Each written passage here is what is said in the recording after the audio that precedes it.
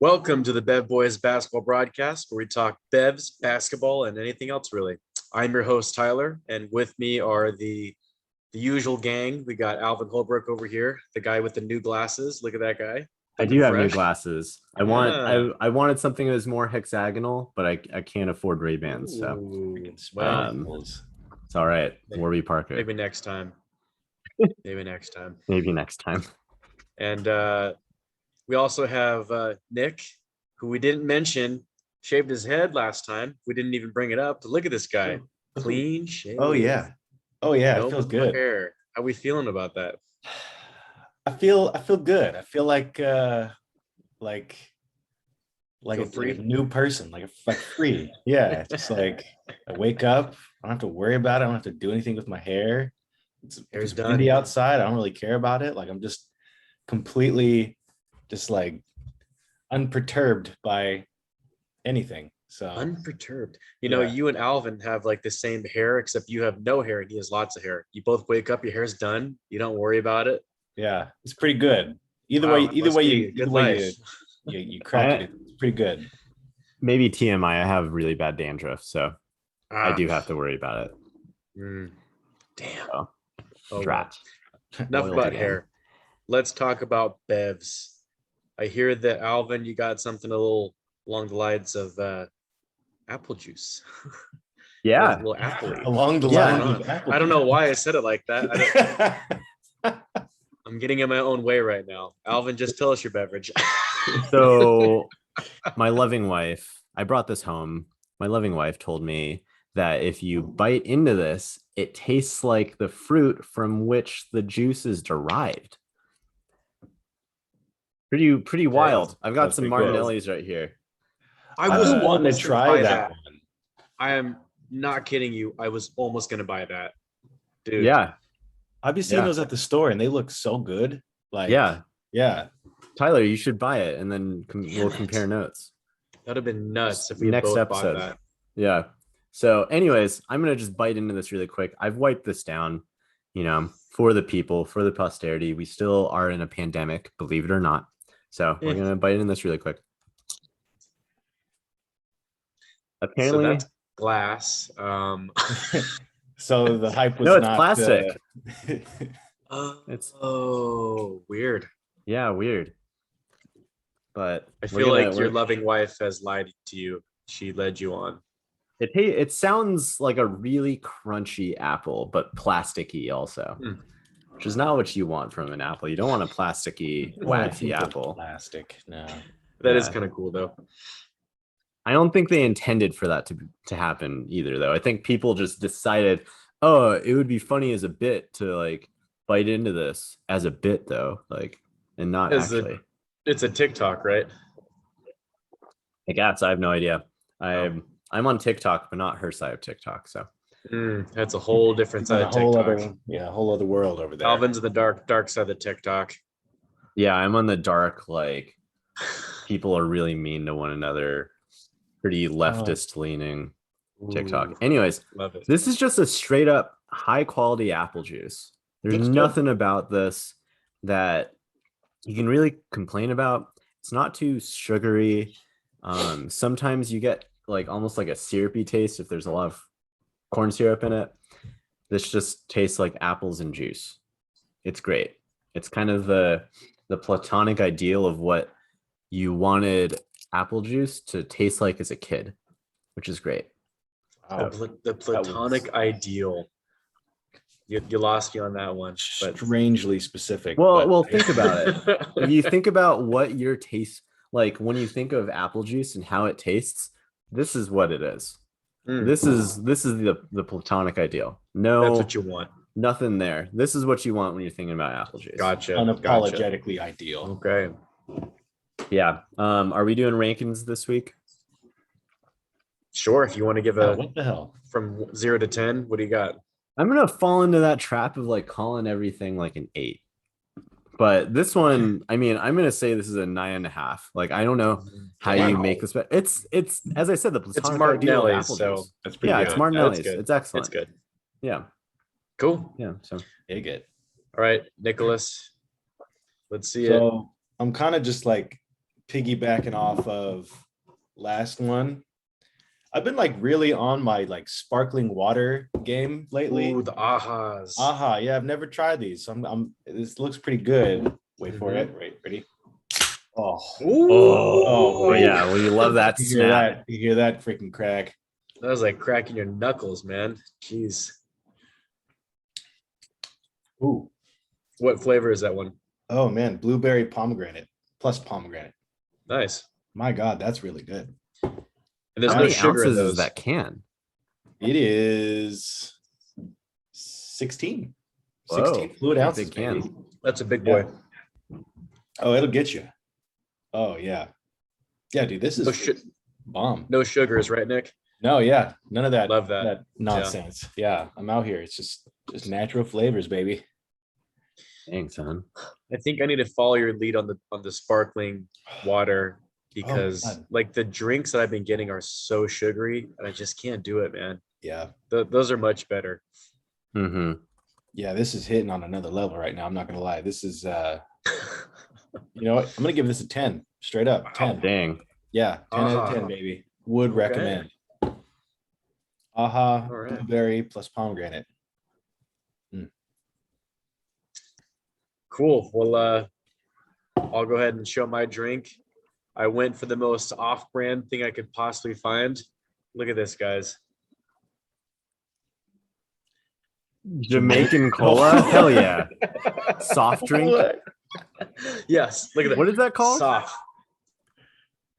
Soft drink. Jamaica cola soft drink. Cola. And it's got a little cool cat. Oh my God. Where did you get that at the bodega? Yeah, dude. That's I just hilarious. was like, what the, I was like scanning for drinks. I was like, what the hell is that? I have no idea what this is gonna taste like, but here we go. You just dove right in there. Yeah, you got to. It's like what is it called? I'm totally blanking on what this is. Flavored soda is what it says. Ginger ale. It's not a ginger ale.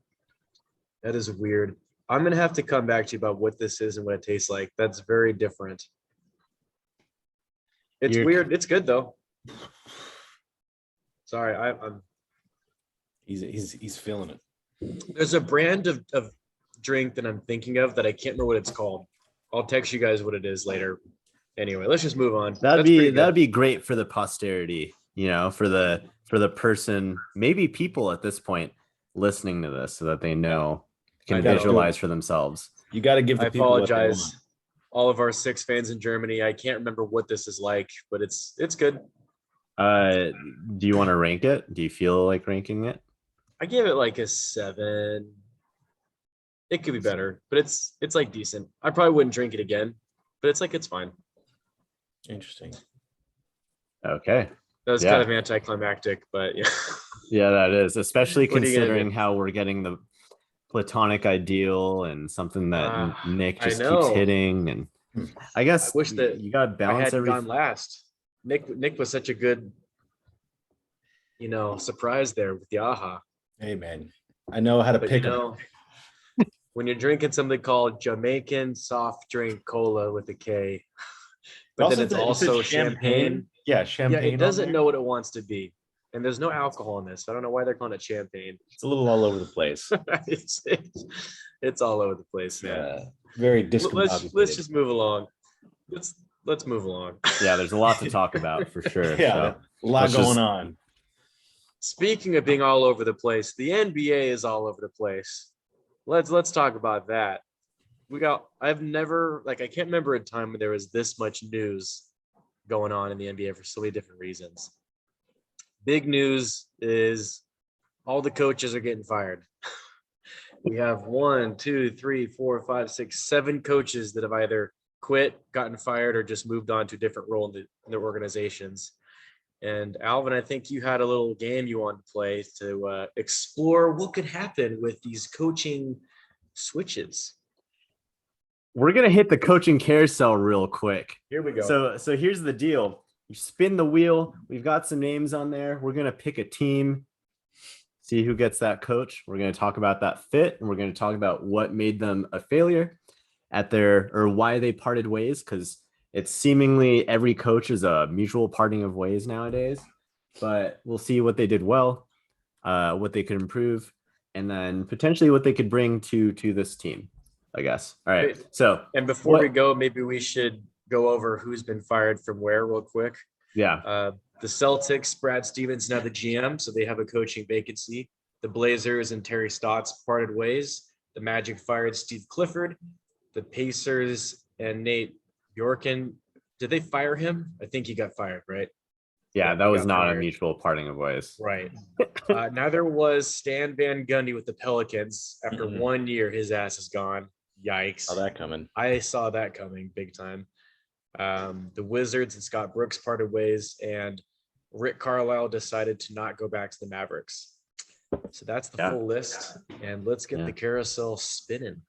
Okay. All right. I'm going to share this screen real quick. We're about to hop right in here. Okay. All right, people. Let's see it. Okay. So a list here of recently parted with coaches, as well as a couple heavy hitters that are out there, free agents who haven't been a coach in a little while. So we've got some Chauncey Billups, some Sam Cassell, some Becky Hammond, some Kenny Atkinson, some Jason Kidd here, among other names. We know that there are other people like Wes Unseld Jr. and different people out there, but we're just going to hop right in. So first team, what should it be? Boston Celtics, you think? Yeah. Go for it. Start at the top of the list. Start at the top of the list.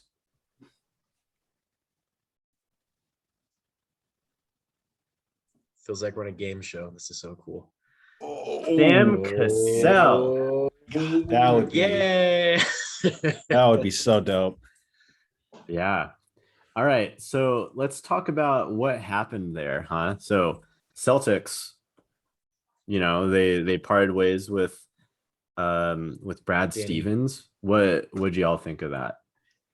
Well, it's He's interesting. the GM now, right? Yeah, he moved up to GM because Danny Ainge stepped down. I think he was just kind of done, or he probably needs a break or something. Noted Chipotle lover, Danny Ainge. Is he really? Yes. Yeah, and noted Mormon. Yeah. Shout out. I feel like those two things kind of go SBSS, hand in hand. Myself included. Yeah. Anyway. No Chick-fil-A. No Chick-fil-A. None of that. With Brad Stevens, like, it just kind of seemed like this entire season he was just burnt out. Like, he was just like done. And there was all kinds of like talk of like dysfunction in the locker room, or like he didn't really have the connection with the players or anything like that anymore.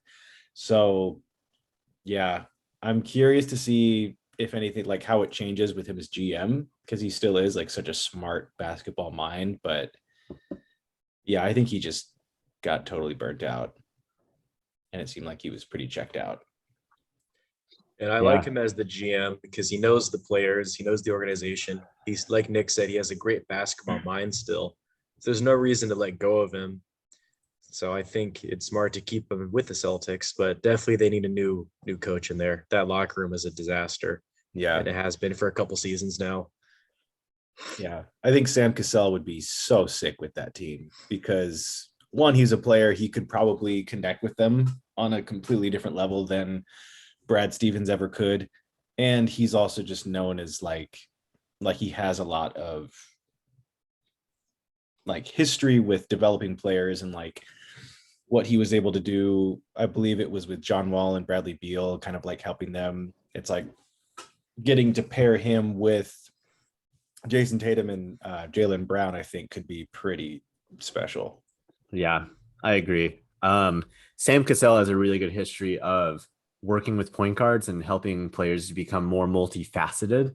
And one of the things that I think like will come eventually for Jason Tatum and Jaylen Brown is the ability to not only create for themselves, but also make other players around them better. And I think Sam Cassell could do a really good job of that. So, yeah. Any other thoughts before we move on to the next team, the Portland Trailblazers?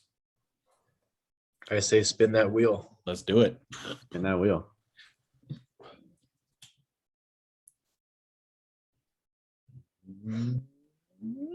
Oh, I like Dang, it. close. I like it. I like it a lot. That's interesting because like he's like the top. Chauncey Billups is like top of their list right now, isn't he? Mm-hmm. That's kind of what I keep hearing is like I keep seeing his name pop up everywhere for Portland. Yeah, this could bode really well. I mean, maybe this is good luck for Portland Trailblazers. Shout out Dame if you ever want to come on the pod, or CJ too. Yeah, absolutely. Yeah, I'm sure we could find a way to fit you into our schedule, our business schedule. Yeah, we could probably do that for you. Yeah. Any thoughts on Terry Stotts as a coach and what happened there? I feel like he was the status quo for 10 years. You know, it was just same old. They were pretty good. They had 1 year where they went to the Western Conference Finals and probably overachieved, but they just never progressed under him. And I think that's why they need a change, because it's now or never for the Blazers. And I'm curious to see if they choose a coach that could be like a dual kind of coach, meaning it could be a coach to lead them to the finals and a championship, as well as a coach that could help with a rebuild if they blow it up either this summer or next or something like that. Like that would be on my mind if I'm the GM of the Blazers. Yeah, when it comes to Terry Stotts, I kind of feel like he was thrown under the bus because I mean, you look at their roster and it was like, what the hell is he supposed to do? Like he can only like, I don't think like any coach could only take that roster so far.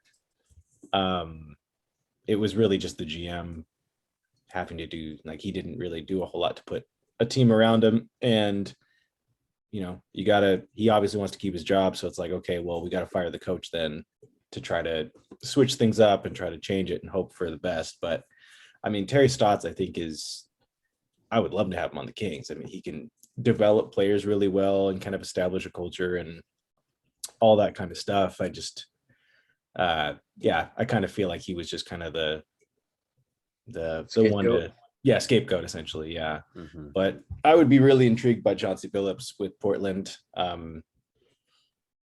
Whether they choose to keep Dame Time and CJ and all of them and try to go for it, or if they just blow it up and let him kind of rebuild his own young team, I think he would work either way really well. Yeah, for sure. I don't know all that much about Chauncey Billups as a coach, but I know a lot about him as a player. Mm-hmm. And I think he and Damian Lillard could really get along there. Absolutely. So that could be very cool. Any other thoughts before we move on to the Orlando Magic? Rip it and rip it, dude. Okay. All right. Chauncey Billups out. Wish we had a sound effect for the spinning. I know, right? Oh, man. This is for who? For the Magic? Orlando Magic. I mean, he's definitely going to be a floor raiser, but so is Steve Clifford. Rick Carlisle, no chance that he's going to the Magic. But no. That's a big no. He's going to have his pick of teams that he wants to go for, and I doubt Orlando's anywhere near the top of that list. I don't think he wants to do a rebuild. I think he'd rather go to the Celtics or like a team that's going to win. Yeah. I mean, that would be like best case scenario for Orlando. Like that would be pretty wild if they could land him, because they've got a whole bunch of young guys and assets and things that they could kind of, you know, do some crazy things with. And you have a guy like Rick, who's such an experienced coach, has such a crazy resume. Like he could go in there with all these young guys and establish a dope culture, hold them accountable, and really create something special. I think that'd be pretty wild. Yeah, I think we should probably, I'll want to talk about the Mavericks and Rick Carlisle specifically, maybe towards the end of the podcast a little bit, but he's still a great coach. He'll have the ability to choose whoever he wants to coach for. Absolutely. So, yeah. And obviously the Magic going into a rebuild, probably going to take a chance on a first-time coach, someone who's younger, willing to stick it out through a rebuild. And not Rick Carlisle. He'd be good on the Pacers, maybe. I think that would be really good, actually. Yeah, I believe he's already coached for them, so that could be or the Blazers for that matter. I mean, Like any team that's going to win now, I think he'd be really good for. Yeah, exactly. And interestingly enough, I believe Terry Stotts was an assistant under Carlisle in Dallas before moving to Portland, which is interesting. Oh, that's cool. God, dude, he's been there for so long. That's crazy. Yeah. Okay, next team. Hey, should we do one more just for the sake of time? Let's do it. Cool. Okay. So who do we? Let's choose which team we want. Pacers, Pelicans, Wizards, Mavericks. Let's do Pelicans. Pelicans, yeah. Okay. All right, Pelicans.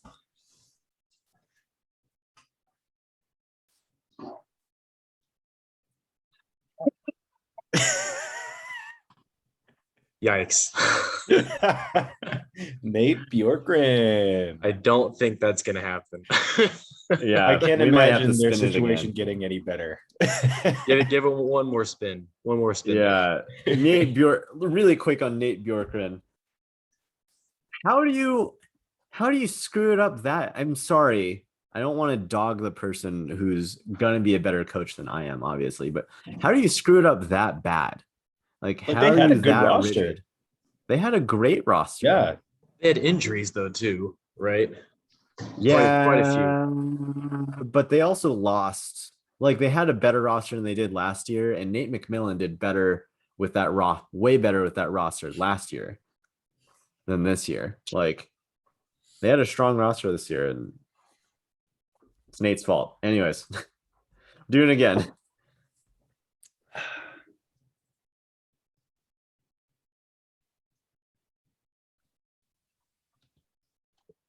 They're just getting screwed. This is one that makes sense. This is like Steve Clifford is known as a floor raiser. Everyone likes to say that. Great defensive mentality. He's shown that he can put together decent offenses, which will be so easy on the Pacers. I think the issue more than anything is we've seen from this past year, right? Or for the Pelicans. Yeah. Floor raiser, once again, Steve Clifford's the guy that you choose to get you to the playoffs. You'll always have like a near 500 team at the very least. You can have a bunch of G League players on there, and Steve Clifford will get you to the playoffs. That's my take. I think maybe I just don't know enough about him. Yeah. The Charlotte Hornets under his watch had some of the best defenses in the NBA. That would be good because I feel like Zion's defense is kind of like, I don't know if he just isn't trying as much just because he's taken on like so much of the offensive load, but I'm sure that would probably like help him to kind of get back to the elite defender that he was like in college and probably in his earlier time with the Pelicans too, and just the rest of those guys too. Like they've got a couple guys who could play defense, and that would be interesting, but it's kind of one of those things where it's like, okay, you got Steve Clifford, neat. Like, will be a little bit better, but like, is that going to keep Zion from moving to New York? Like, probably not. I think that's their biggest concern right now is like, because like, there's like rumors and stuff of like Zion's camp, like not being happy with the way the Pelicans are running things right now. And it's just like, I think their top concern is like, we have to put something together that is going to keep him happy enough to want to sign with us and stay. Yeah.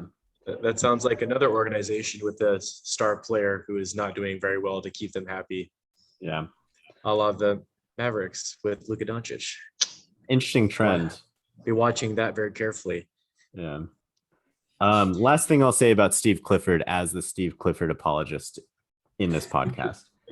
I'm guessing this is a hot take. If for whatever reason he finds himself on the Pelicans, they're at least going to have a league average defense. And considering how good they were offensively this past year, despite Stan Van Gundy being hired as the defensive coach, like they're going to also have at least a league average offense under Steve Clifford, which more or less, at the very least, that gets you the playoffs. And then you have star power in Brandon Ingram and Zion Williamson. So I think he'd be good.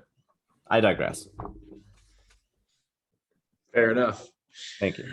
All right. Moving along from the coaching carousel. Alvin, thank you. That was a brilliant little game right there. That was a cool Love that. NBA revealed the all NBA teams And let's just go through that real quick. First team, we have Curry, Luka, Giannis, Kawhi, and Jokic. Second team, Lillard, Paul, LeBron, Randall, Embiid. And the third team was Irving, Beal, Butler, George, and Gobert. Any surprises or snubs with these lists in your guys' opinions? I was seeing a lot of people talking about how there are players such as Devin Booker and Donovan Mitchell who were snubbed, and they should have been put over other players like Jimmy Butler or something like that, or Bradley Beal. You agree? I don't think Butler should have made it. I don't think he really did much to impress anyone this year, nor did the Miami Heat in general. Definitely not like how they were last year. So I don't think Butler should have been there. And the way the format is, you have to have a center for each team. Otherwise, I don't think Gobert deserves to be in the top 15 over other guys. Like, I mean, he's not even the best player on the Jazz. Like, Donovan Mitchell is better than him. So I don't know. Not that Gobert's bad. Like, he's obviously defense player of the year. He's awesome. But I think those two were the ones that was like, maybe Irving. Was he? Kyrie injured? was mine that I was like, I don't think he deserves it this year. Just because like he took so much like personal time off on top of like being injured and stuff. Oh yeah.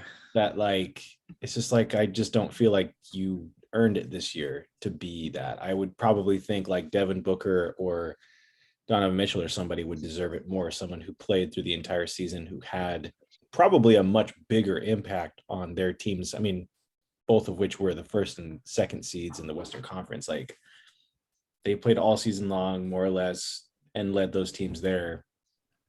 And then you have Kyrie, who like missed a shit ton of games for all kinds of different reasons. Just like, I just think it's like for name's sake that he's there essentially. Yeah. Also, Jason Tatum not on this list. Yeah, like that's a pretty big snub. Yeah, I could see him going over like Butler or something like that. And I also I gotta pause this real quick because y'all got to put some respect on Mr. Jimmy G Buckets and his name.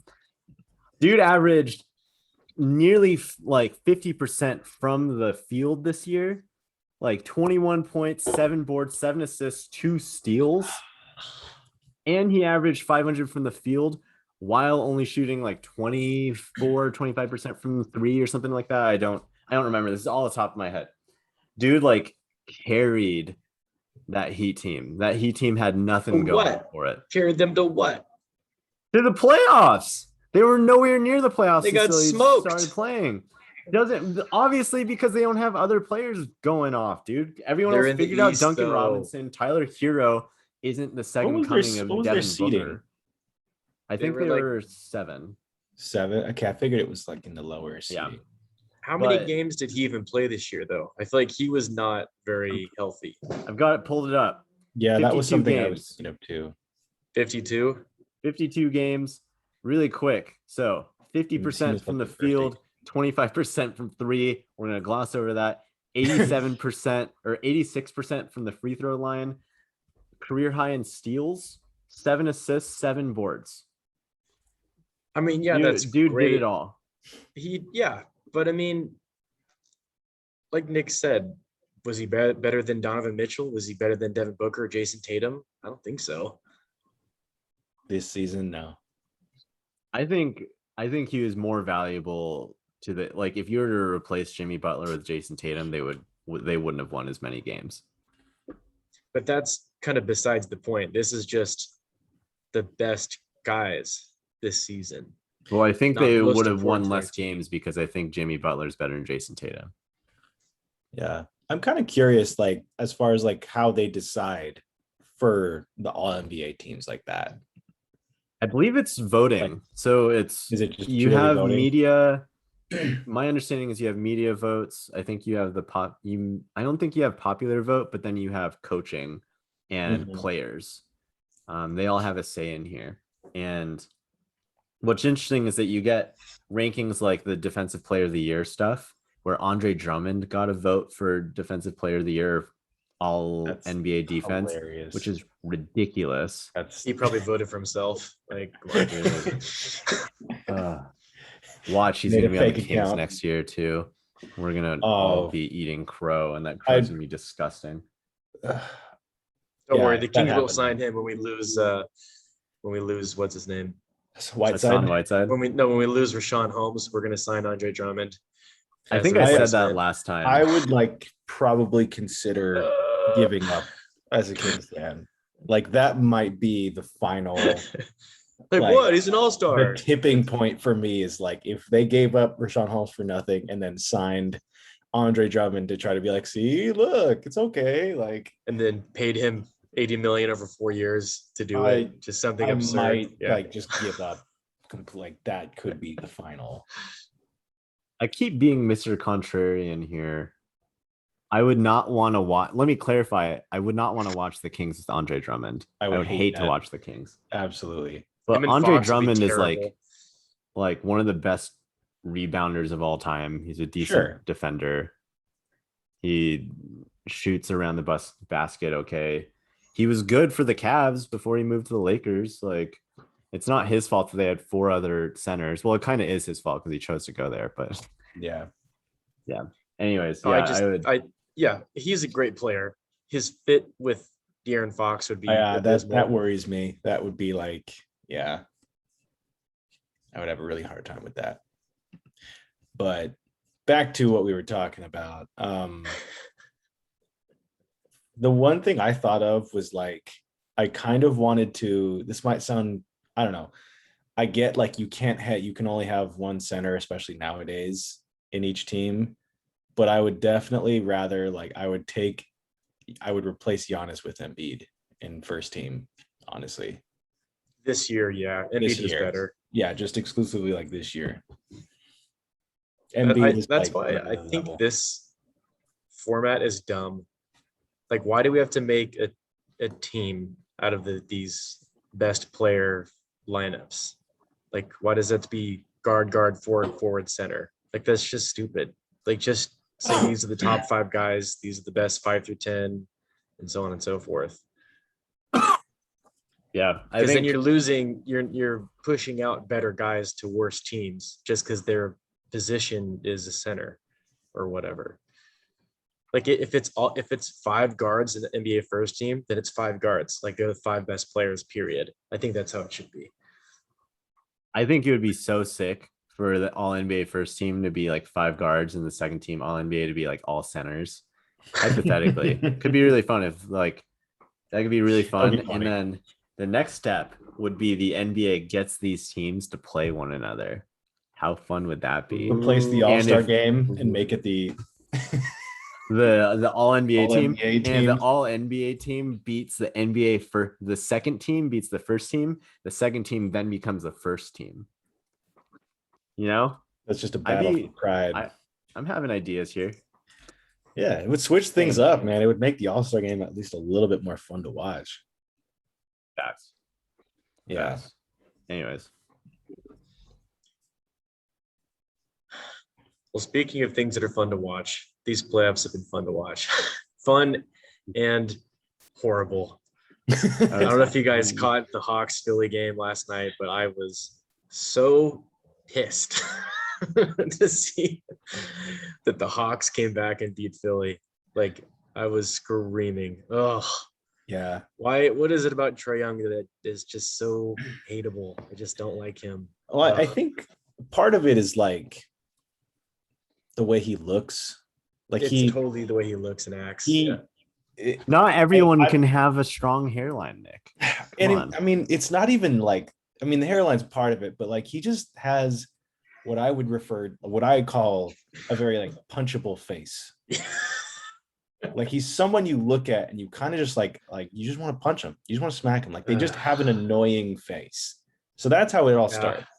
And then you go into the way he plays, and it's very Harden-esque in the way he draws fouls and talks shit and all kinds of stuff like that. And you can just go on and on about all that kind of stuff. And he's like, especially through these playoffs, he is completely embraced all of that, which is like, yeah, that's cool. Like I can respect that.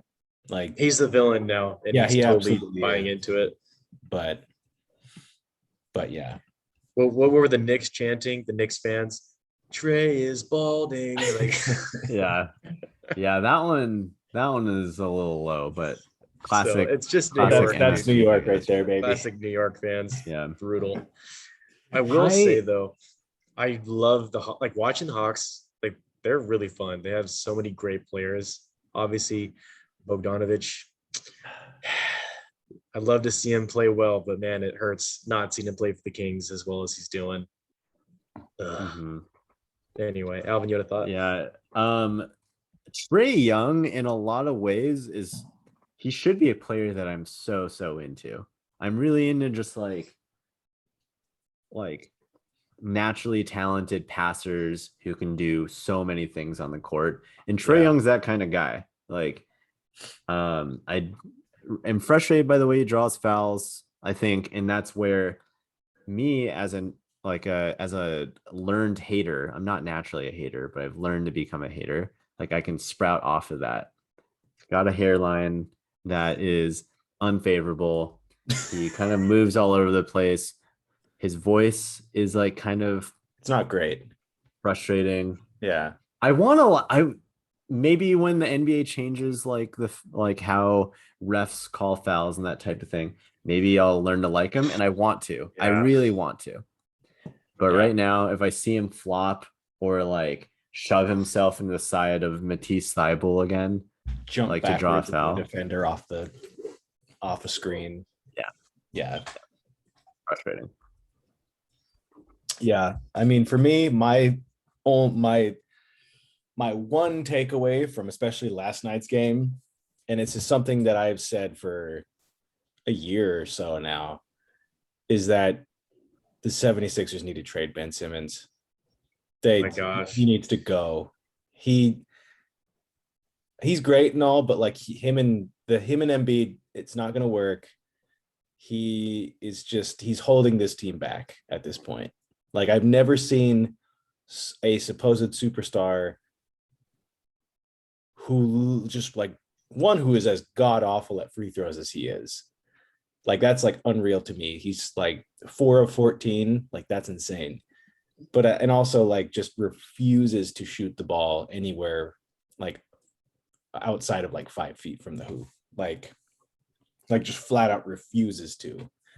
Like that's just unacceptable. And when your other best player is a big man, like that's just not going to work. And he needs to go. It's like Embiid is playing on a freaking like torn meniscus right now, and he's like balling out, and your ass is going 4 or 14 from the free throw line. Like that just can't. That's just unacceptable. Yeah, in my eyes, I mean, he's similar to Draymond Green. And would you guys agree with that? Just like his style of play, right? Pass first, big man, controls the flow of the offense, not really there to score points. Yeah, he's more for defense and rebounding and passing. He can't be your second option. And I know he's not. I mean, Tobias Harris really is the second option, but I just feel like Philly doesn't have enough offensive weapons around Simmons to hide his lack of offense like the Warriors do for Draymond Green. So I just feel like he needs to be around so many more shooters and scorers for him to really be utilized, to not have to be like the other superstar almost, at least on the offensive. Also, Tobias Harris shouldn't be your second option if you're trying to be a championship team. I think he's a good third option, but I don't think he should be your second option. Yeah, the problem is that he's being paid like a second option right now. And so when he's just not putting up buckets, like that sucks, especially when it's basically you're relying on Seth Curry, who's carrying the Curry mantle as best as he can. Yeah, he's been killing it. Yeah, he's been doing awesome. Shout out Daryl Morey if you ever want to come on the podcast. We'd love to talk about your successes and failures, But he's been great. But like I tuned in for like the fourth quarter of that game just because I was busy, and Joel Embiid was very obviously gassed. He was tired. Yeah. Like he wasn't like closing out on like contests. He wasn't putting his hands up as often as you'd think he should. it was interesting to see. And a lot of people, the discourse is like, are we like, we got to choose between Embiid and Simmons. We got to choose between Embiid and Simmons.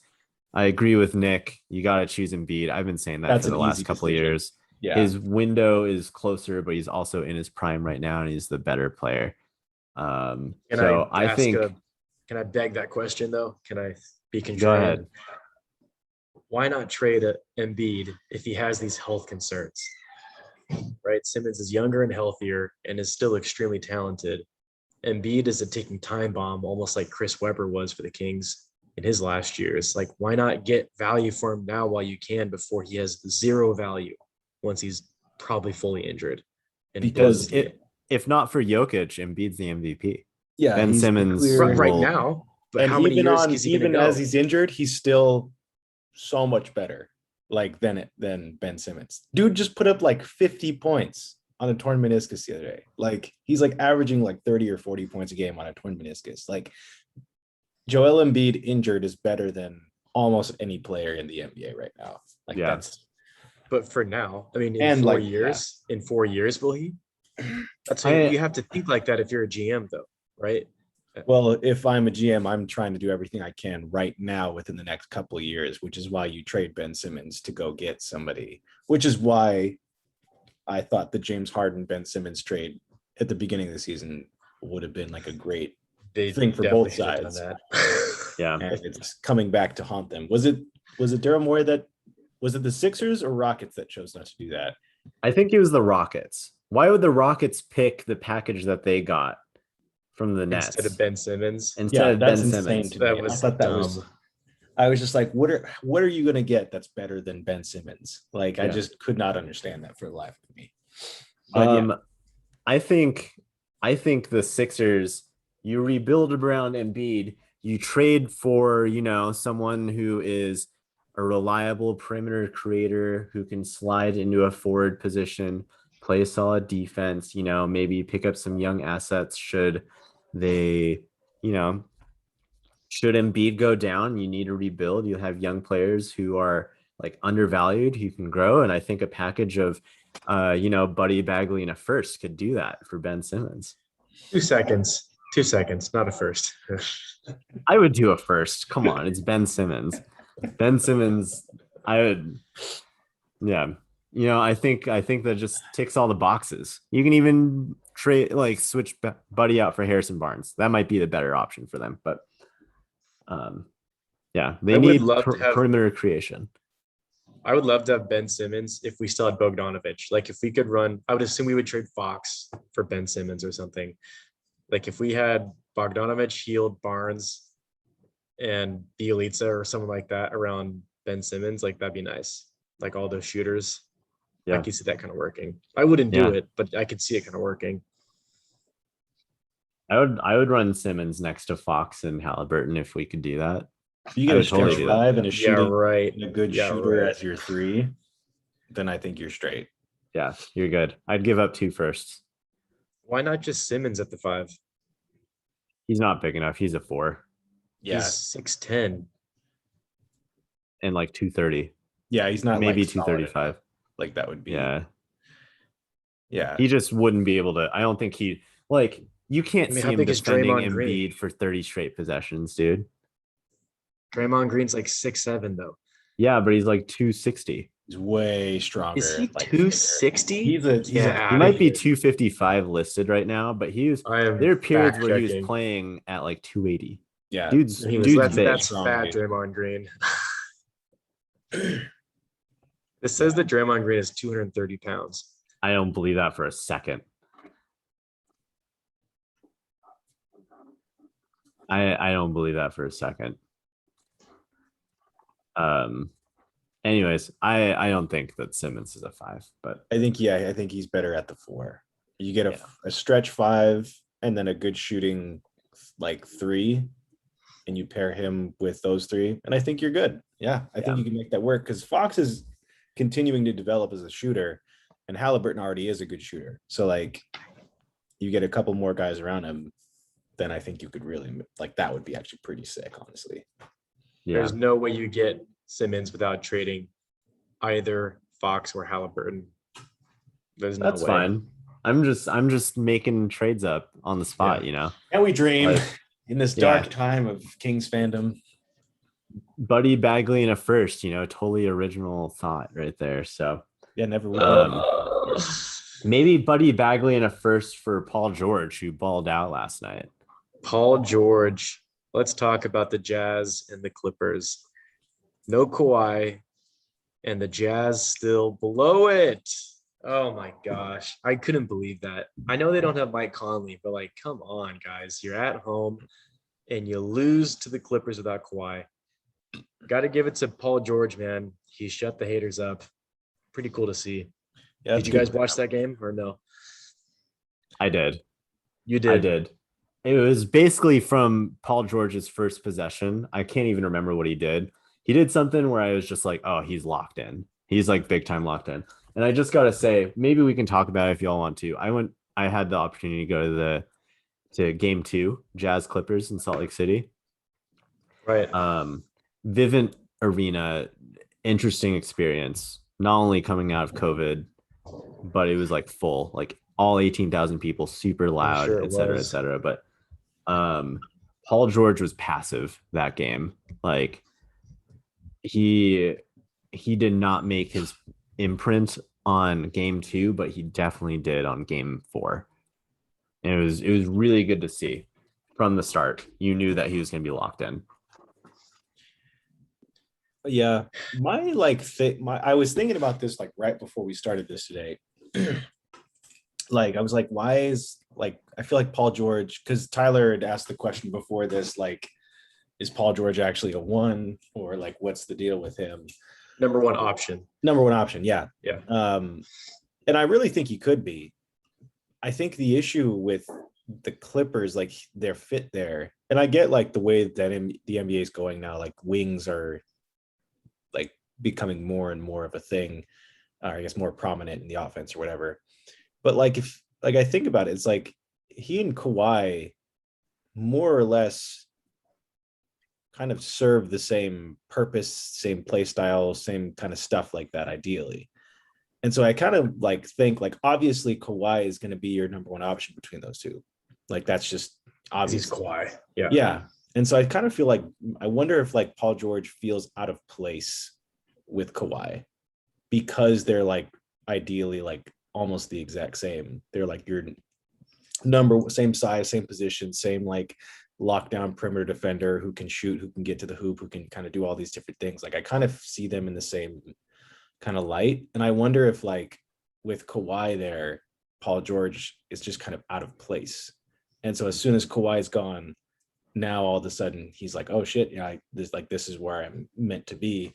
And he can ball out like that. And so that was kind of something I've kind of like wondered. And that's why he was so good in Indiana back in the day, because he was their guy. And he OKC always killed it. Well, OKC, he was still with Westbrook. Yeah, but he was like he was an MVP. He was like level MVP talent. Yeah, level that's dude. true. He didn't have That's another true. wing there who was like taking away anything. Like he had Westbrook there as a point guard, so it was different. That's what I'm saying. It's like him and Kawhi are essentially play the same position, same role. So I feel like maybe he's just like, he's still trying to figure out how he fits in with him. All right, so here's a question. Let's say Kawhi doesn't come back, the Clippers lose to the Jazz, and now you have to figure out what to do with Kawhi Leonard. He has a player option, which is going to decline to try to sign a long-term contract. Do you break up the duo? Do you say we're going to go with Paul George because he's already under contract and he's healthy? Kawhi is injured again. Do you do what the Spurs did and maybe try to do a sign-in trade? Do you think Kawhi stays? I don't know. What are you guys' thoughts on the future of the Clippers with that duo? I'd probably try to trade Paul George, if anything. I'd much rather keep Kawhi and see what I can get. Because I mean, Paul George still has a crazy amount of value. So, and he's on a long contract too. Yeah, exactly. So Yeah, I would much rather, if I'm going to blow it up, or if I decide like this pairing isn't going to work, I'm trading Paul George for sure. I would sign Kawhi Leonard to as big as a contract as he would want, and frankly, as long as of a contract as he would want. The Supermax. If he wants a Supermax, I would do it. The dude is still so good. I think people forget how good he is until the playoffs come and he just dominates. He becomes Game 3 effortlessly dominates. Game 3, he was amazing. Yeah, he was amazing, and he kind of coasts on defense now because he has to. He's trying to conserve his energy and stuff. Mm-hmm. But he's, in my opinion, even still an underrated playmaker. He's a great passer now. He didn't used to be that way. Better. He got a lot more now. He's got that go-to mid-range better than any player outside of Paul George or Chris Paul. Chris DeMar Paul. DeRozan. Yeah, or DeMar DeRozan for that matter. Yeah. Or Kevin Durant. Or KD. Oh my gosh. We don't even. Oh my gosh. Yeah, that's that a whole guy. other. Yeah. I forgot how much that fun game, dude. KD is to watch. Oh my gosh. Dude, when he's not on the Warriors, he's a lot of fun to watch. Yes. Okay, do y'all remember at the beginning of the season, before the season started, we were making predictions about teams, and we were talking about the Nets, and it was with James Harden, the James Harden trade. It was just okay, how is this going to happen? And I remember thinking okay, KD's gonna have to fill in the gaps. He's gonna he's got to let James Harden and Kyrie go and get theirs. He's got to get up buckets, low effort, but just play strong defense, be a good rebounder, and all of that. I underestimate how good of a scorer he is. Well, here's the thing. He's not he doesn't dominate the ball unless he has to. James Harden's the point guard. Kyrie is doing all the stuff that he does. And then he's still the alpha scorer though. He's still the best so player. are the other guys. But you see Kevin Durant scoring 30 points on 13 shots. He's so efficient. He's just insane. He's such a developed offensive game that he can shoot over everybody because he's so tall, and he can handle the ball like a guard, but he's 7 feet tall, and he just has better touch than literally anybody on the planet. Yeah. And whether it's in the post, whether it's mid-range, coming off the dribble, 3-point off the dribble, whatever, his game is so developed that he can just do it all without having to do too much, because you combine all of that with the fact that he's 7 feet tall. Yeah. And if you had slept through all of last year and didn't know he had torn his ACL, you wouldn't even realize it. Not really. You just think he's getting a little older.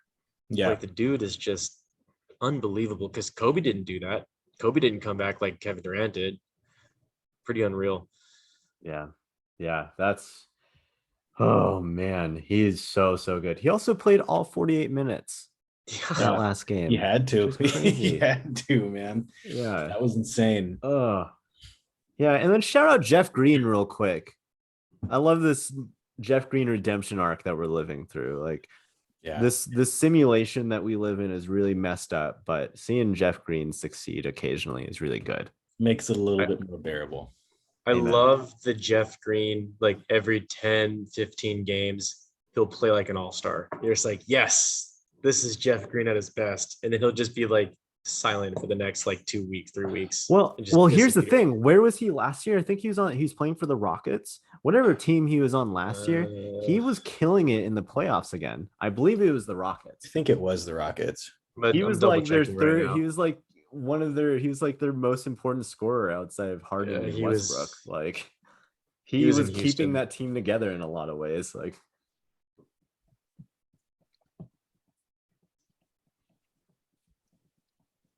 Because you can't play PJ Tucker the entire time at the 5. You gotta have a backup 5, so you have Jeff Green there, and he's been playing great. So, yeah, love Jeff Green. That's awesome. Yeah. Okay, well, to wrap it up, who are your picks to make the Western and Eastern Conference Finals? We already got Phoenix as a lock. What are your final takes for who's going to win these matchups?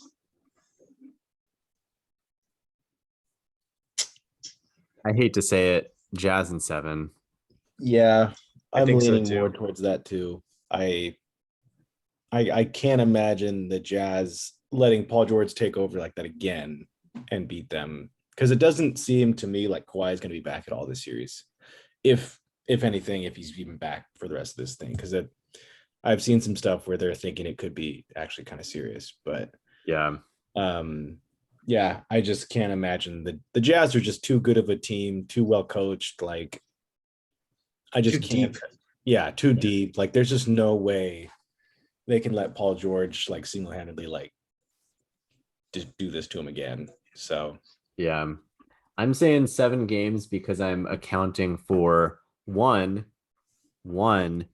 Luke Kennard like blast off game where he goes off for like 36.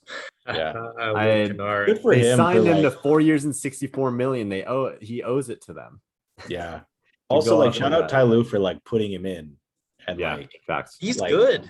making that He's adjustment. Like, that was pretty dope. Like, let's go, white guy. Yeah. Yeah, white guy. All right. Non-European white guy, balling it up. Let's go. Non-European specifically. Yeah. Oh my god. Are we talking Hawks over Sixers? Is that the take? We're talking about European white guys like Gallinari and Bogdanovic. It's certainly looking that way. They're up 3-2, going back to Atlanta. I think they're probably going to seal the deal with this game. Oh, that's right. They're going Game back 6. to Atlanta. Shit. Especially if Embiid is not feeling great.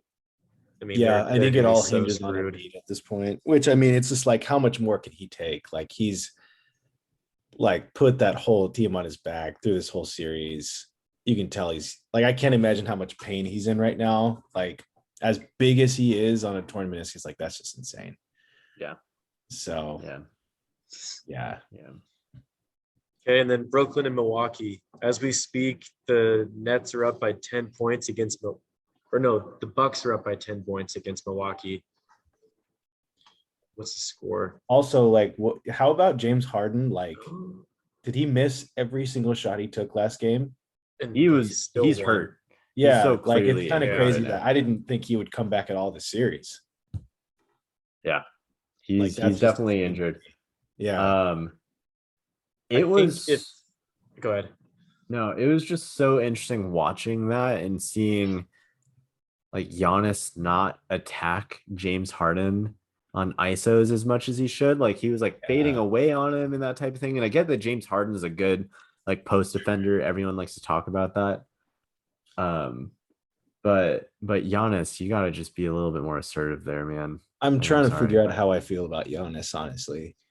Like, I feel like if he doesn't do anything to like develop, whether it's his post game or develop his shooting, one of those two, then I'm just kind of like over it. Like, I think he's just a pretty almost one-dimensional. Like, like, you know what he's doing when he has the ball. Like, he's just going to try to bulldoze his way into the paint. Like Westbrook, but 7 feet tall. Or Ben Simmons. Or Ben Simmons. Same. He's a bigger Ben Simmons. Like, I look at him in the same way. Not to discount him. Like, he's like, but Ben Simmons is like great at all the things that Giannis does. He's just slightly smaller. Right? Yeah. So, anyways, and not as long. Yeah. Here's what pissed me off about Giannis when he was like talking to after they lost and said that KD was the best player in the world. What are you gonna do, or something like that?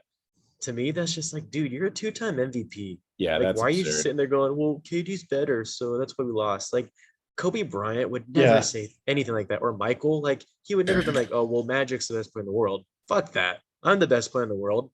We just lost because we didn't play as well, but I'm the fucking best player, and we're gonna win next game. Like, the mentality was like so soft. You're never gonna just like really pissed me off. You're never gonna win a championship if that's like your mentality. Like, oh, what am I that's your gonna do? best player? That's your team captain? I don't think so. No way.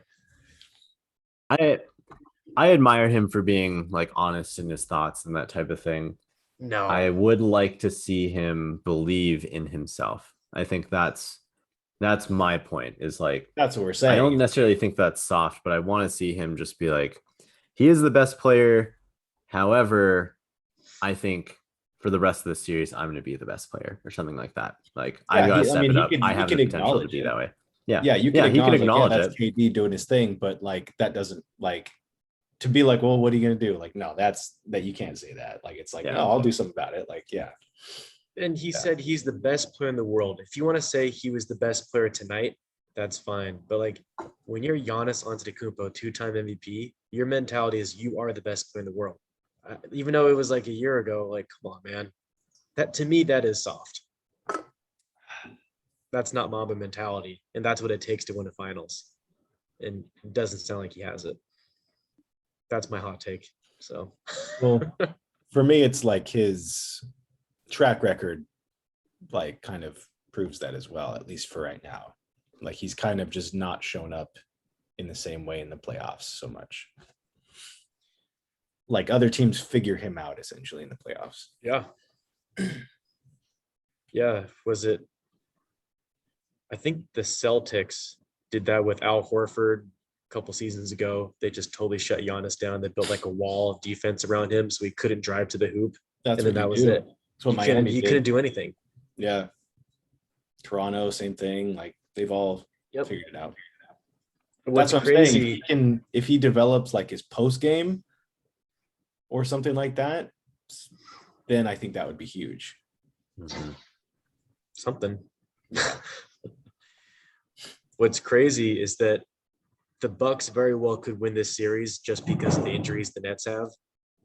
And then it's like, okay, they're going to the Eastern Conference Finals against the Atlanta Hawks, who they could probably beat. It's like, the Bucks have a pretty decent path to the finals right now.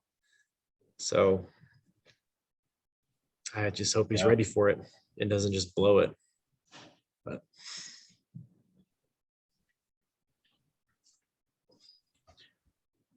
okay, any other final hot takes or thoughts? No, I think I'm good. Cool. Awesome. Well, hey, thanks, guys. If y'all are liking what you're hearing, please like and subscribe, and we'll catch you the next podcast. Have a good night, you guys. Yeah. peace. Later.